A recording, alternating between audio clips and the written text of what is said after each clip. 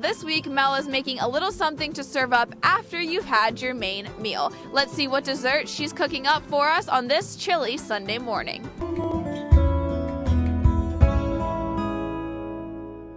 How many of you have a favorite dessert recipe? That's what I thought.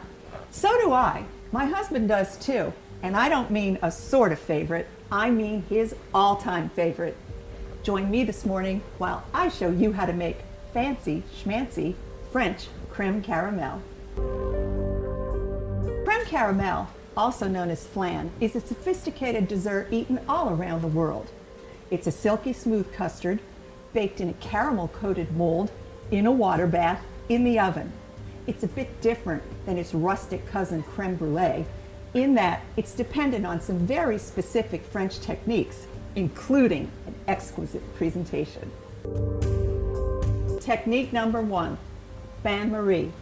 In French, it simply refers to a water bath, like a pot in a pot on the stovetop, meaning a double boiler, or a pot in a pot of water in the oven, like these ramekins placed in a baking pan and filled halfway up to the center with water. Technique number 2, the caramel. For some reason, this is the part of the recipe that tends to terrify people, and it couldn't be easier. Yes, hot boiling sugar can burn you, but there's no reason to be afraid of it.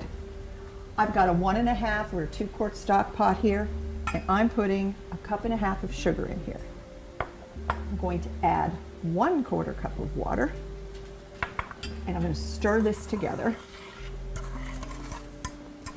And once I get the sugar completely coated in the sugar mixture completely coated with the water, I'm going to give this just a minute or two for the sugar to completely dissolve.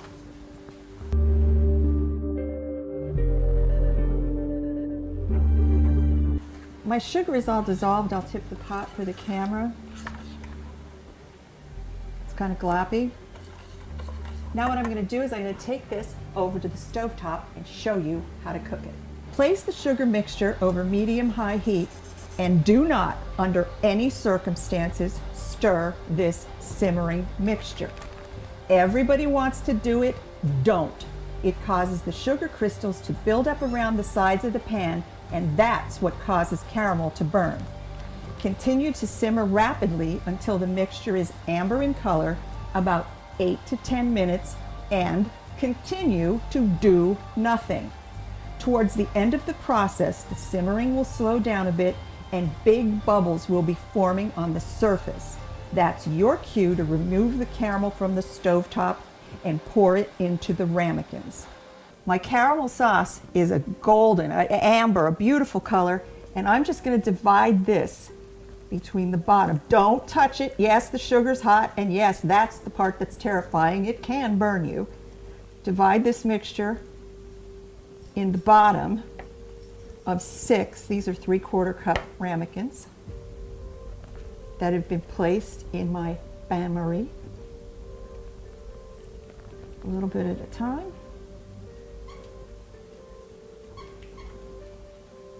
A little more in each one till it's all gone.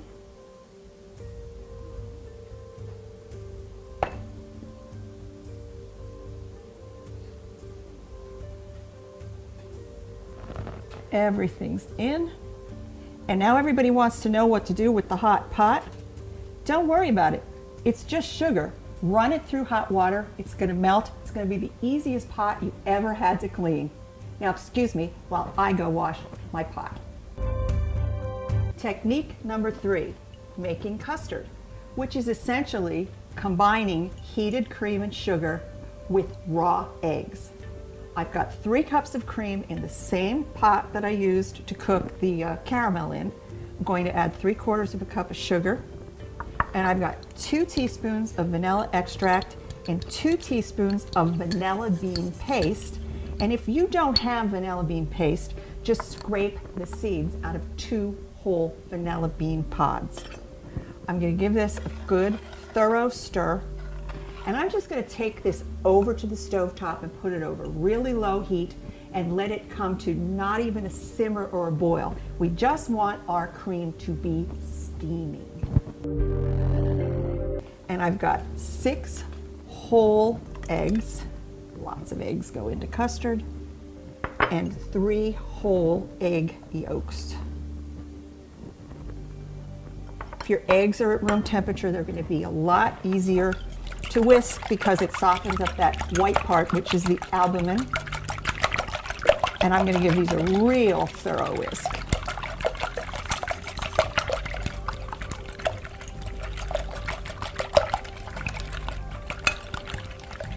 That looks fantastic. I'm going to go check on my cream, and when I come back, we're going to finish this custard. Technique number 4, tempering the eggs. My steaming hot cream mixture, if I pour it all in here, I'm going to get scrambled eggs real fast. So tempering the eggs is kind of like telling your kids to control their temper. We're going to slowly raise the temperature of the eggs by slowly whisking in the cream mixture. A little bit at a time at first.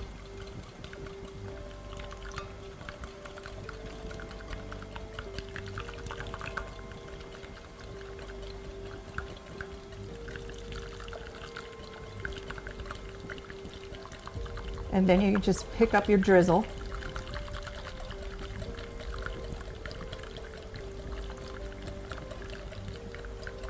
When you're about halfway into it, the eggs can't scramble or curdle anymore.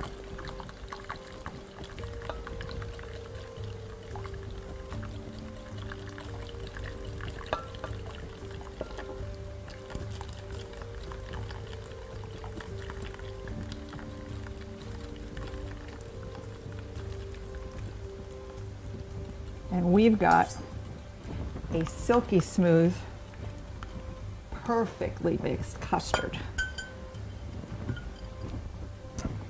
I'm going to take my ramekins. I'm slowly going to pour this, fill these right to the very tippy top.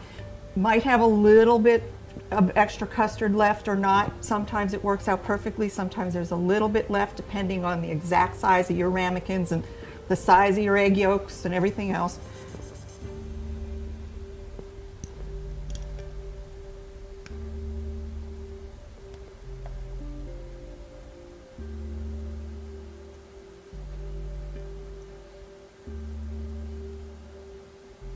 Oh, these look gorgeous. And they're not even baked yet. It smells wonderful.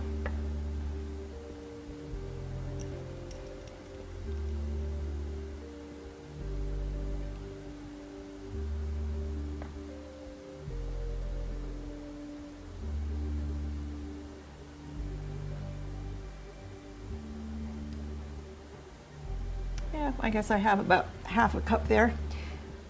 I'm going to pop this carefully so I don't spill anything in a 300-degree oven, a very low oven, for about 35 to 40 minutes. Creme caramel became really famous in the latter part of the 20th century because of French restaurants. It became incredibly trendy in the beginning of the 1960s when Mrs. John Fitzgerald Kennedy hired a French chef to oversee the White House kitchen. Everybody who wanted to be like Jackie was off buying ramekins and saying fancy French words like bain-marie. For these and all of my recipes, just go to my website.